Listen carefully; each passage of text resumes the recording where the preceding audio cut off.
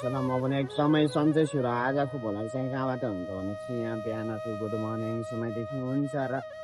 सबैजना आरामै हुनुहुन्छ ल म पनि एकदमै आरामै छु र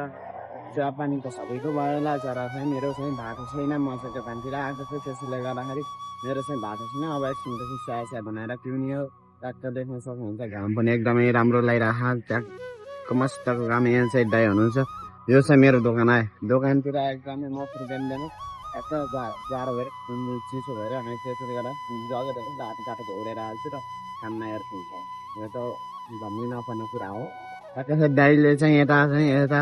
ट्याक्क यस्ता सामानहरू तयार गरिदिनुहुन्छ यता चाहिँ आलुहरू यता ट्याक्क अब परौठा अब पुरा बनाउँदै हुनुहुन्छ दाइले अब ट्याक्कै देख्न सक्नुहुन्छ होइन आलु सालु प्याज सबै तयार भइसकेको छ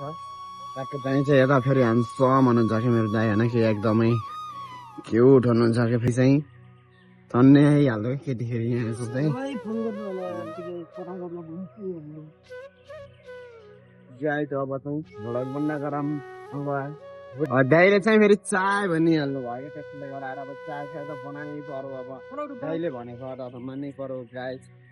र त्यस्तो भ्यूहरू हेर्नको लागि मेरो युट्युब च्यानललाई सब्सक्राइब गर्ने फेसबुकलाई फलो गरिदिनु होला यति भन्दै